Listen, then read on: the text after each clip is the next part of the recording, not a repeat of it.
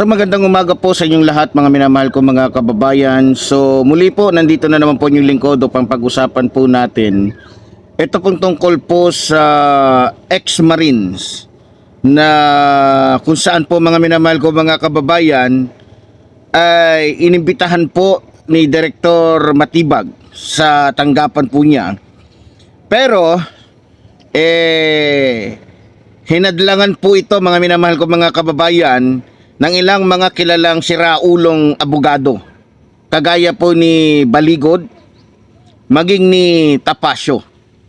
Alam niyo mga minamahal ko mga kababayan, kaya po sila inimbitahan dahil po sa hindi po kapanipaniwala yung kanilang join na affidavit na kung saan kung maalala po ninyo, binatikos po ito ni Jesus Crispin Remulla, Ombudsman Jesus Crispin Remulla, na sabi pa nga niya, posible na sa lahat ng lakad ay nandun silang lahat.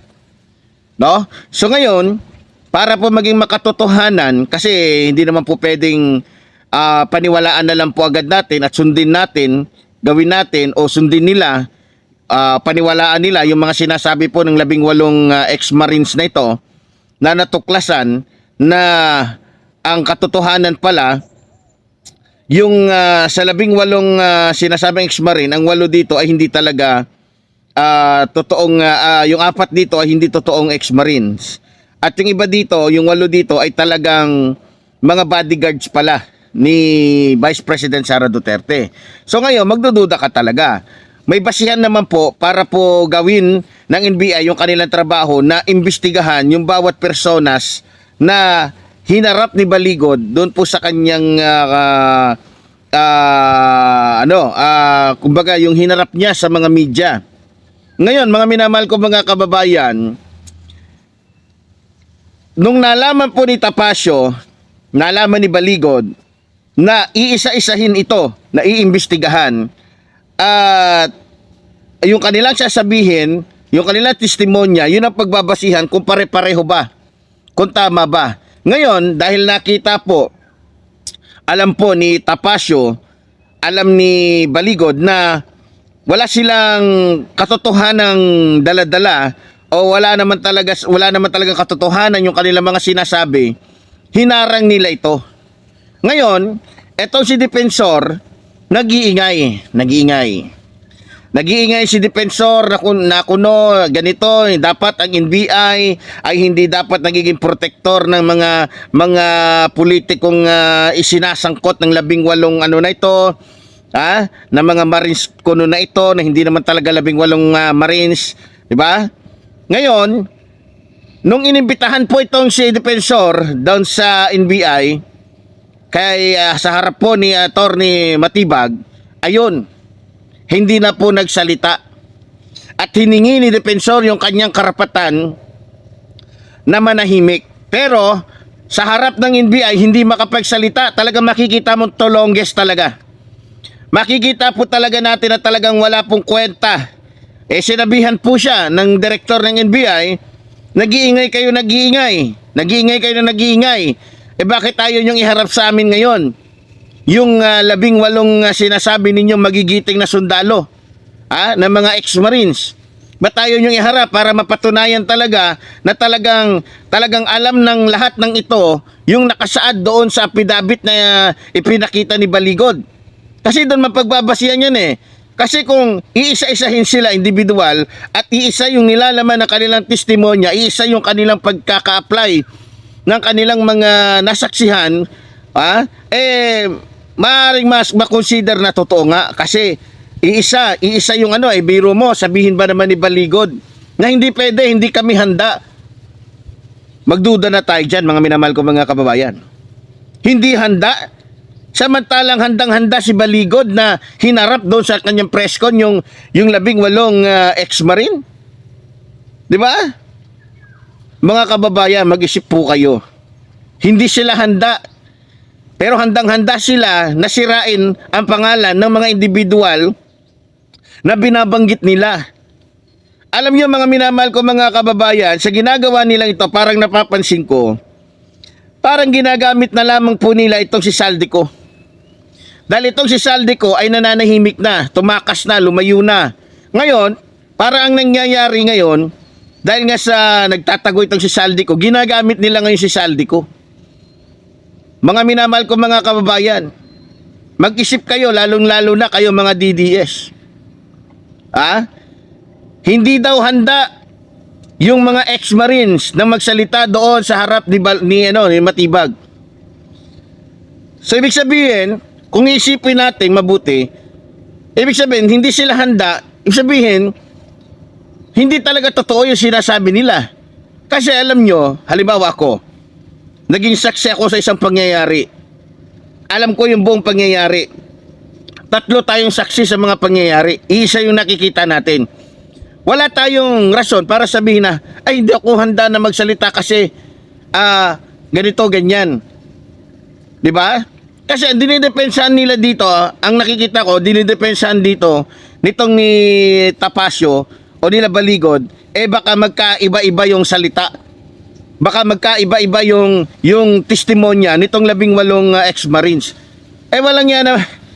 Alam nyo, mga minamahal ko mga kababayan, kung talagang sila ay pare-pareho nakakasaksi doon sa sinasabi nila o doon sa mga naging testimonya nila doon sa kanilang joint affidavit, hindi sila dapat hindi sila dapat magdalawang isip. Kasi nandun sila eh. Bagamat magkaroon ng magkaiba ng pagkaka-apply, pero kung kikwentahin natin yan, halos iisa lang. Ang problema niyan, nakita nyo naman mga minamahal ko mga kababayan, sa umpisa pa lang. Nung tinanong yung ilang mga ex-marines doon, si Baligod mismo ang humaharap, si Baligod mismo ang nag-i-explain, si Baligod mismo ang nagsasalita, samantalang hindi naman siya yung nandoon. Abogado lang siya. Mga minamahal ko mga kababayan. So lumalabas lamang mga minamahal ko mga kababayan na gawa-gawa lamang po ito. Ito pa ang natuklasan natin. Dahil nga po sa masusing pag-iimbestiga po ng NBI, natuklasan at nalaman po ng ombudsman na yung isa sa mga nilalaman ng affidavit, joint affidavit ng 18 Marines na ito, yung mga maleta doon, ayon sa pinagkakatiwalaang source o sa intelligence, yung mga maletang iyon, yun ay panahon ni dating Pangulong Rodrigo Roa Duterte. So ibig sabihin, yung trabaho ni Rodrigo Roa Duterte, yung ginagawa ng administrasyong Duterte noon, ipinapahid lang sa administrasyon ni Pangulong Ferdinand Marcos Jr. Yan ang natuklasan eh. Yan ang nalaman ng NBI na pinasa naman dito po kay Ombudsman Jesus Crispin Remulla. So ibig sabihin, yung mga nilalabas ng mga ex-marines na ito, yun ay naganap sa panahon ni Rodrigo Roa Duterte. So ibig sabihin, yung nangyayari ngayon ay tila bumabalik sa aking alaala yung sinasabi ni Kaper Silapid at ng iba pang mga personas na ang estilo nitong mga Duterte para masira yung kanilang mga kalaban, yung kanilang ginagawa, yung kanilang gawain, ipapahid nila doon sa kanilang kalaban nang sa ganun, masira ito. So, posibleng yan ang nangyayari ngayon. No? Ngayon, mga minamahal ko mga kababayan, dahil sa napakarami pong natutuklasan ngayon, dahil sa napakaraming na nalalaman ng NBI sa pagkatao po nitong 18 personas na ito na sinasabing mga magigiting na sundalo o mano, at si Baligod lang naman na nagsasabi nun. Paano magiging magiting na sundalo yung mga yan kung sila ay discharge? Paano magiging magiting mga sundalo yung mga yan samantalang yung iba dyan hindi naman talaga sundalo? Yung iba dyan hindi nakapag-sundalo dahil sa training pa lang baksak na.